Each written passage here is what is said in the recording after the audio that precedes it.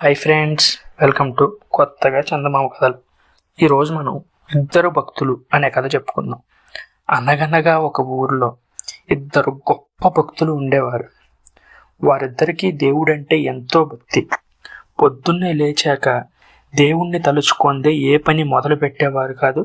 పూజ జరగకుండా ఇంట్లో నుంచి బయట కాలు పెట్టేవారు కాదు. అంత గొప్ప భక్తులు అన్నమాట. వారిద్దరూ పండరీపుర యాత్ర చేయాలని ఎప్పటి నుంచో అనుకుంటున్నారు.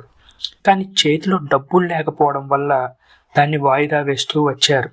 ఇలా కొన్ని సంవత్సరాలు గడిచాక ఆ యాత్రకి అవసరమైనంత డబ్బు చేకూరింది. ఇద్దరూ ఇది చూసుకొని ఒక శుభముహూర్తం చూసుకున్నారు. ఒక రోజున పండరీపుర యాత్రానికి కాలినడకన బయలుదేరారు. ఎంతో సంతోషంగా వారిద్దరూ నడుచుకుంటూ వెళ్తున్నారు. తాము కోరినట్లు దీక్ష జరుగుతుంది కదా, తీర్థయాత్రకు వెళ్తున్నాం కదా అనే ఆనందం వారి మొహంలో కట్టొచ్చినట్టు కనిపిస్తోంది. అయితే వారు వెళ్లే దారిలో ఒక అనాథుడు, అతి దరిద్రుడు అయిన వృద్ధుడొకడు కొన ఊపిరితో బాధపడుతూ పక్కన కనిపించాడు. అతని బాధ చూసి మొదటి భక్తుడు కూడా ఎంతో బాధపడ్డాడు. అయ్యో, ఎవరూ లేకుండా దిక్కులేనట్టు ఇలా ఇక్కడ రోడ్డు పక్కన పడున్నాడే, ఈయన్ని వదిలి వెళ్ళడం ఎలా అని చెప్పి అన్నాడు. అతని పలుకులు విన్న రెండో మిత్రుడు, బలివాడివే, ఎవడో ఈడు మనకు తోవలో తగలడం ఎందుకు, మన పండరీపుర యాత్రని చెడగొట్టుకోవడం దానికి, నువ్వు ముందు సాగవయ్యా అన్నాడు.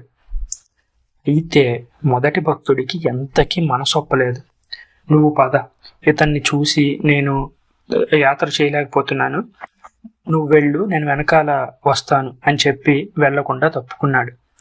సాటి భక్తుడు వెళ్ళిన వెంటనే ఆ వృద్ధుణ్ణి దగ్గరలో ఉన్న ఒక ఊరికి చేర్చాడు. తన దగ్గర ఉన్న డబ్బులు ఖర్చు పెట్టి మందు తెచ్చి తను సేవ చేశాడు.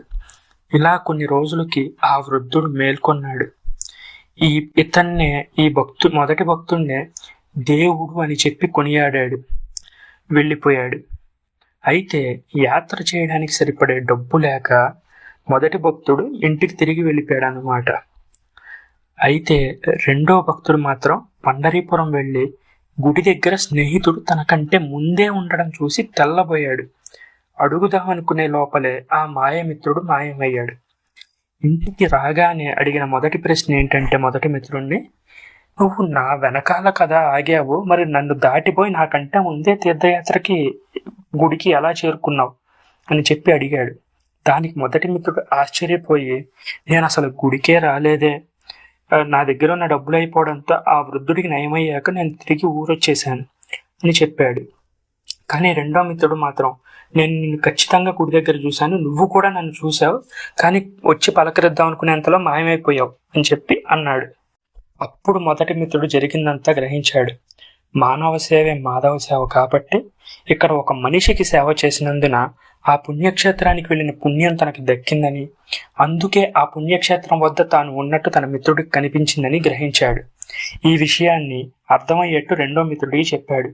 అప్పుడు ఆ రెండో మిత్రుడు కూడా మానవ సేవే మాధవ సేవ అని గుర్తించాడు. ఈ కథ మీకు నచ్చినట్లయితే దీన్ని లైక్ చేయండి, మీ ఫ్రెండ్స్ అందరికీ షేర్ చేయండి. అలాగే మన ఛానల్ని సబ్స్క్రైబ్ చేసుకోవడం మాత్రం అస్సలు మర్చిపోకండి. Thank you friends.